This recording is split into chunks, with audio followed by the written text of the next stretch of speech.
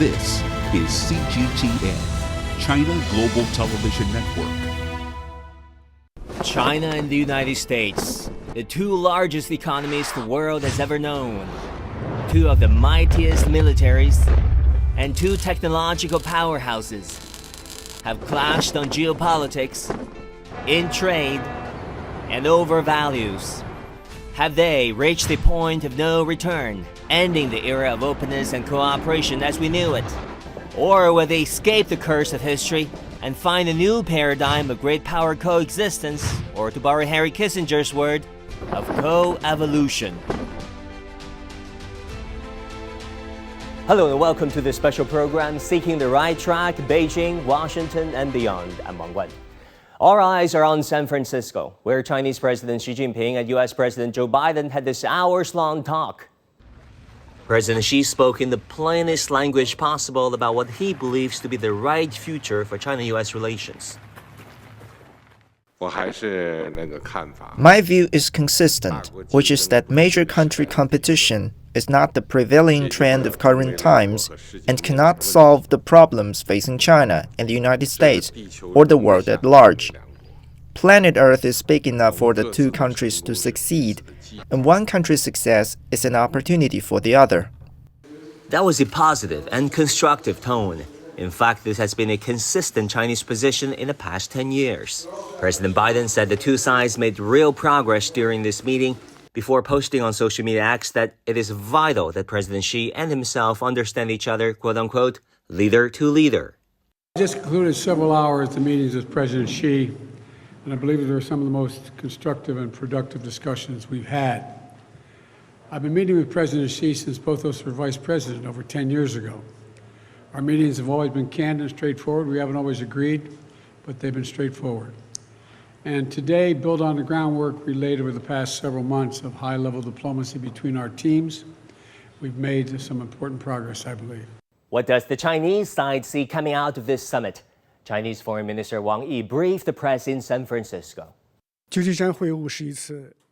Xi-Biden meeting in San Francisco is an important gathering to enhance trust, dispel doubts, manage differences, and expand China-U.S. cooperation.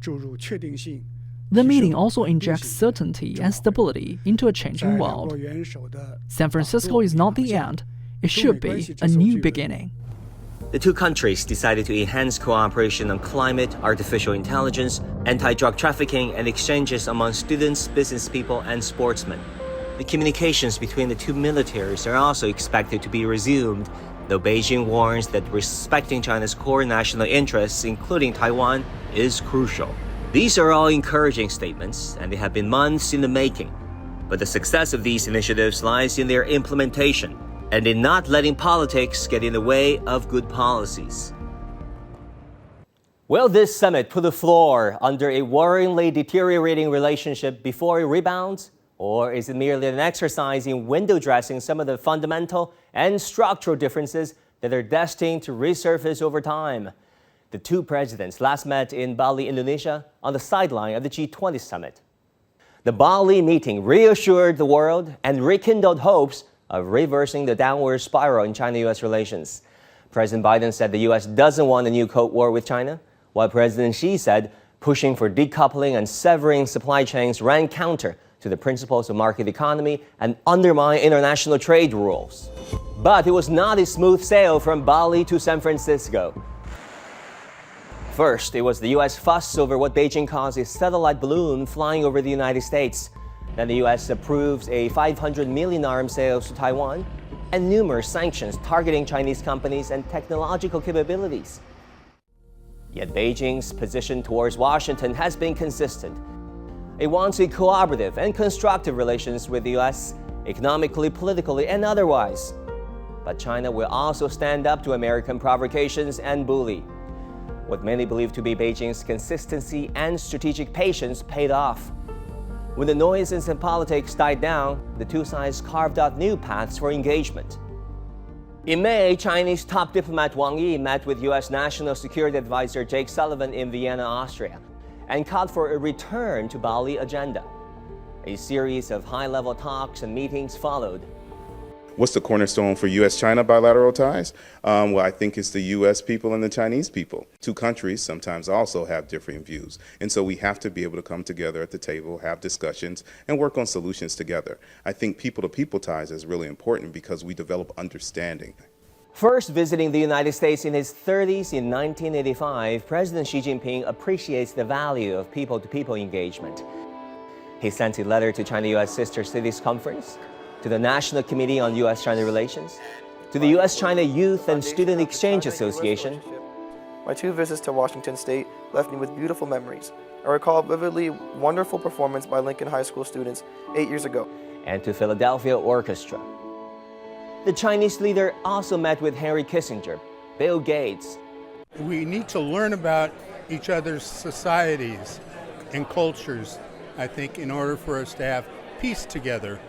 And I think that's where the people-to-people diplomacy is a very strong help in that direction. Now, throughout history, great powers do clash and the rule of the jungle often prevail in global politics. But if we let the previous patterns dictate the terms of the future, we're in big trouble. China and the United States need to find a new paradigm whether they like it or not. In the lead-up to the historic Paris Climate Agreement, I sat down with then U.S. Secretary of State John Kerry, now Special Presidential Envoy for Climate. How would you characterize the state of U.S.-China relationship today? Does the U.S. see China as a true partner or an inevitable rival? Well, we definitely don't view China as an inevitable rival. We view China with hopes and possibilities of increasing partnership. It's a very important relationship. We're going to focus on climate change very, very significantly. Climate change offers us enormous opportunities to make choices about energy and energy policy, which will open up a vast new market for all of our countries and help solve the problem of climate change. So we're particularly interested in working on the 2015 targets that have to be announced by both of our countries, and we want to try to work on those together. And together they worked. It was cooperation between the United States and China that largely set the direction for global efforts on climate change.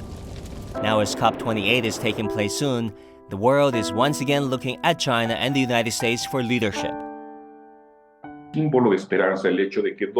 For me, this is a symbol of hope, that two countries that may have differences in other areas can sit down to discuss this topic of global implications.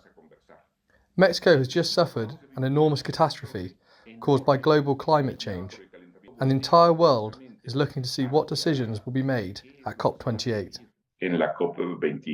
So I hope that President Xi and President Biden will come to an understanding as to how they can work together to be able to help save the planet and to create more development opportunities for those countries that are currently marginalized.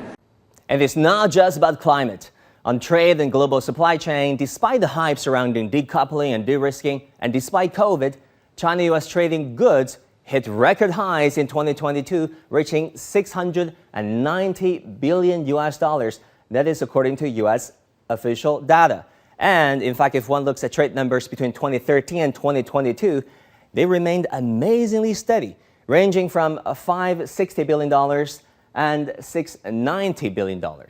But things could have been better, a lot better.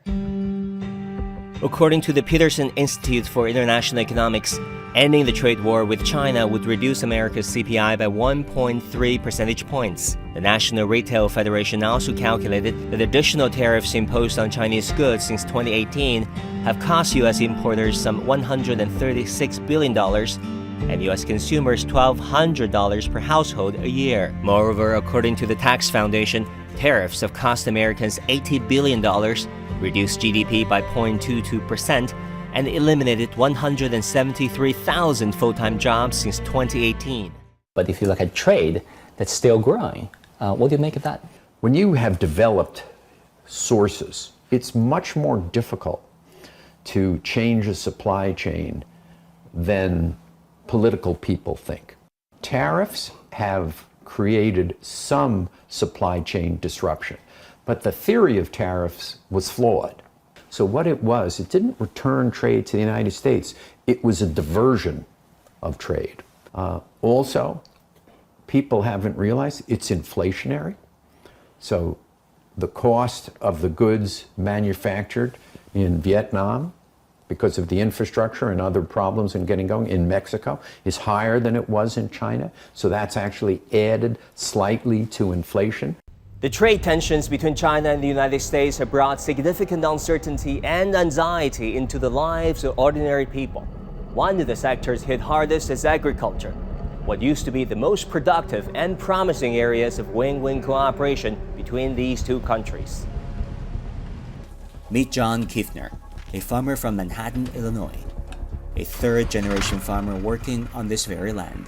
He, along with his fellow soybean farmers, has found himself bearing the brunt of the politicization of trade. We knew as soon as the trade war escalated and the price of soybeans dropped so bad that we were in trouble. I'm old enough to remember embargoes with countries before, and you know that once you lose a buyer, it's really hard to get them back. As China and the United States agree to relaunch high-level consultations in trade and commerce, there's renewed hope and optimism from these American soybean farmers. I was one of those farmers that just started selling very aggressively. And one of the reasons the price is still very strong is many farmers have sold.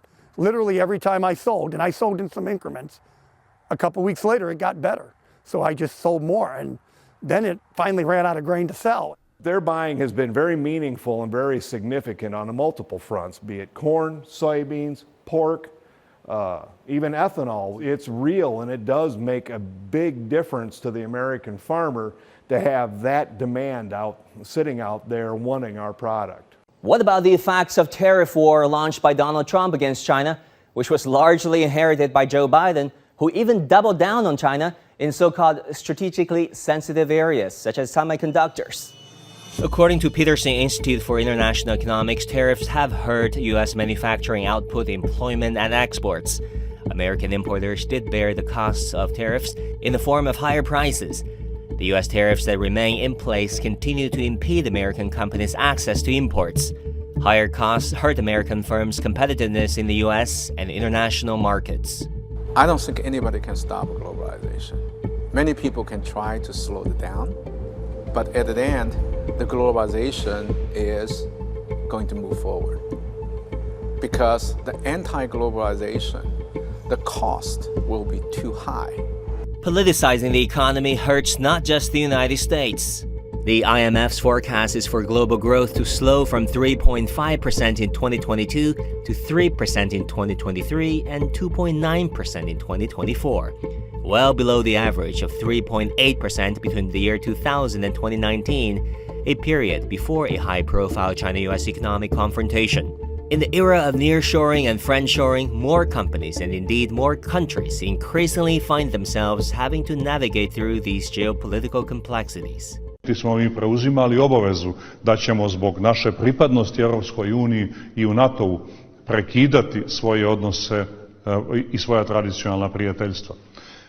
Živimo u Crnoj Gori u uvjerenju da je jako važno da se obezbijedi mnogo viši nivo harmonije u geopolitičkim odnosima. Očigledno da sada živimo jednu vrlo delikatnu fazu u geopolitičkim odnosima, ali je nipošto ne bi smjeli prihvatiti kao trajno stanje. Ja ne mislim. Dans notre langue kirundi, on dit que le comportement de l'autre ne peut pas bâtir l'autre famille. Le comportement d'une famille ne peut pas bâtir l'autre famille. Donc, c'est-à-dire, s'il y a une puissance externe qui vient imposer son idéologie, c'est détourner la vision de son peuple. On est dans la mondialisation, il faut qu'on accepte d'aller ensemble, gagner ensemble, perdre ensemble, parce que la vie de l'homme, c'est universel. The implications of China-US relationship are indeed global, and there's so many more areas that require cohesion, not confrontation, from combating pandemics and public health cooperation to joint scientific research and academic collaboration, and to face perhaps the ultimate disruption of all, artificial intelligence. China and the United States have both launched initiatives aimed at shaping AI regulations, and talks between the two sides on regulating the military use of artificial intelligence reducing the potential risks from the deployment of unreliable AI application are crucial. But in reality, there are a whole host of constraints and structural challenges to China-US relations. In October 2023, the Biden administration announced a latest round of export controls on China to stop Beijing's technological advances. One of the important purposes of the CHIPS Act is to ensure that no American money or foreign technologies or American technologies bleed into the Chinese semiconductor ecosystem unless China itself can provide the innovation to take that ecosystem up to the next level. The whole purpose of the CHIPS Act is to use that as a lever and a tool to ensure that they don't help China in any way in expanding its semiconductor prowess. That's why, despite the recent warming of ties, many experts who have observed China-US relations for decades struck a tone of caution. I think short-term optimist, but medium and longer-term pessimist. Short-term optimist because, number one, all the visits of senior U.S. officials and Wang Yi's visit to Washington is all in preparation for this meeting in APEC. So I think this is actually short-term. It's conducive to a better or calmed relationship between China and the United States. Long-term, strategically, I don't think it's possible to think about a U.S. which accepts that there are multipolar powers coming through. It's very difficult for U.S. to get rid of their exceptionalism mentality. Exceptionalism is a mentality that over the decades has underlain American efforts to contain a near-peer competitor. First Germany, then the Soviet Union and Japan, and now China. The United States must make sure that we do not have a peer competitor for our security. Think about what this means. This is a brutalist philosophy. The proposition is that even if China were to change in some of the ways that proponents of engagement have been said that we hope it changes, even if they just as a thought experiment adapted our Constitution and our laws wholesale, we should still try to limit their growth merely because we shouldn't have a peer competitor. That is the proposition, regardless of beliefs, regardless of people striving for human flourishing along the lines that we have been prescribing to the world for decades. If they actually appear to be succeeding, regardless of their beliefs, we must stop them, even if it means pushing them back toward poverty. Robert, have I misunderstood the proposition? I don't mean this question cynically or sarcastically, but what's wrong with that? Everything's wrong with that, my friend, because number one, you can't stop something that's unstoppable. And number two, if every power adopts that mentality, we're destined for perpetual wars. Some people see the world from a scarcity frame, zero sum. I don't. I see the world from a framework of abundance. I don't begrudge other people's success. I admire it. The more successful China is, the more successful we all will be. And I think that's incredibly important. Newsom's appeal to a win-win relationship reminds some people of America's engagement approach towards China, which Henry Kissinger helped engineer back in the 1970s. What do you think current and future leaders, young people in both countries, should remember from those weeks and months in 71, 72, where you engaged in behind-the-room maneuvers as well as public diplomacy? Those weeks and months that proved to change the world. What can the young people learn these days? Well, you have to treat each other with mutual respect. And neither side should try to impose its preference by pressure. And in the past decade, out of all the stories we've covered in either China or the United States, the one of Steve Orleans, president of the National Committee on U.S.-China Relations, sticks with us. Tell us a bit about the story with your late brother and how a bond between Americans and Chinese through commerce changed his perception about what you do. Yeah, I mean, it's that's a long story, but if you wanted to find someone who's the opposite of me, you would find my brother. You know, that he, in all of my years here, we were very close. We shared a room for 18 years, and then he went to college and then joined the U.S. military, then ended up in Ohio, and basically lived his whole life, went to Ohio State Law School, lived his whole life in Ohio. and in Dayton, and I watched this city of Dayton be hollowed out. It was a traditional manufacturing center in the center of the United States, and this company closed, National Cash Register closed, General Motors closed, the facility which built cars was abandoned. And I watched through his eyes. Now, again, he was in Ohio. All the years I spent here, which is half of my adult life, he never came here once, and he never quite understood. My initial work here was helping U.S. companies invest, and he never quite understood that. But then, years later, Chinese companies started going to the United States to invest. And lo and behold, one of the largest Chinese investments was made 3 miles from my brother's house. So I went to the opening. It was Fuyao Boli, and Cao Dewang is the chairman. And he invited me to speak at the opening. And it was an amazing experience because Governor Kasich was there, Senator Brown was there, Congressman Turner was there. The whole political establishment of Ohio was there. And I watched Dayton be reborn. It was reborn because of this investment. So stores and dry cleaners and schools suddenly had 2,500 American families got paychecks. Families got paychecks because of Cao Dewang's investment, because of Fuyao Boli's investment. So it was this rebirth, and of Dayton. So as I spoke, and I saw my brother's community reborn, I said, and he's left us. So I said, he probably is looking down from heaven. He says, I finally understand what you do. 我现在明白你在做什么. And Steve is not alone. Remember the Flying Tigers? They fought side by side with their Chinese brothers and sisters and helped liberate China from the Imperial Japanese occupation during the World War II. The people are the same. Right. They just want to live in peace. It's something that formed you as a man.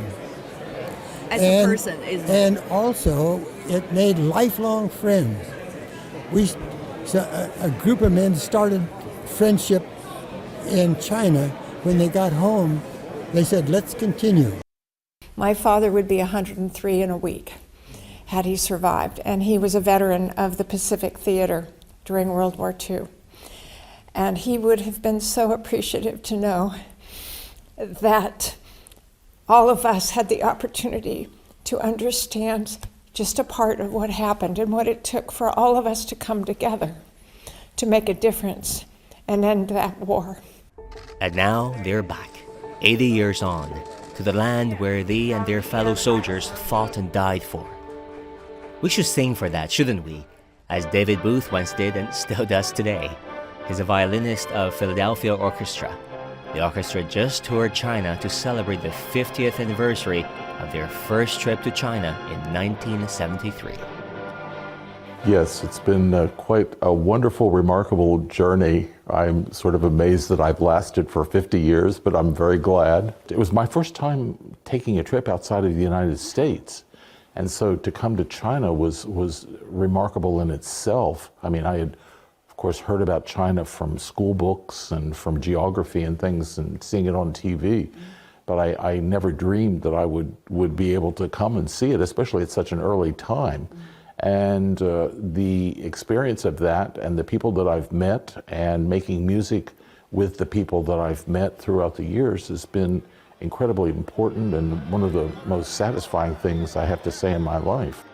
And that is what relations between China and the United States ought to be like, where people bond and become friends, where students study in each other's schools and universities, where scientists research together for vaccines for the next global public health emergency. In your book on China, you coined the word co-evolution in the Pacific community. What exactly does that mean? Well, what it means is we should not require China to act like we do. China should not expect us to act like China does in all respects. What we should expect from each other or try to achieve is that we each develop our societies in the way we think are most appropriate. But as we do this, we keep in mind that we move towards similar and sometimes identical goals. So we progress side by side, but not necessarily to the same music. In San Francisco, out of his incredibly tight schedule, President Xi Jinping made sure that he got time to catch up with his old friends. Among them, the host family whom he stayed with in Muscatine, Iowa, nearly 40 years ago. Very well. And the veterans of Flying Tigers who fought with the Chinese soldiers during the Second World War. Hats off to you. All a testament to his belief that yes, politics and policies do change, but the great people of China and the United States all to remain friends. 任何一项伟大事业要成功 For any great cause to succeed, it must take root in the people, gain strength from the people, and be accomplished by the people.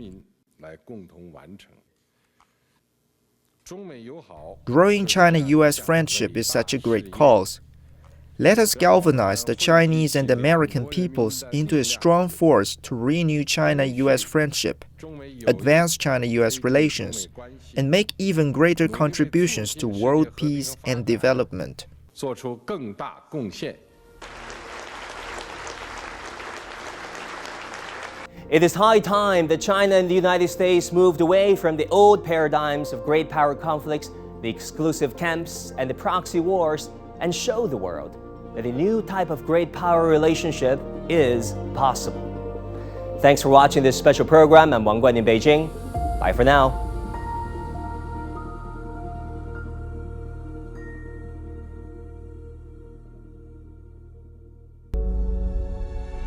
Facing the unknown is always difficult.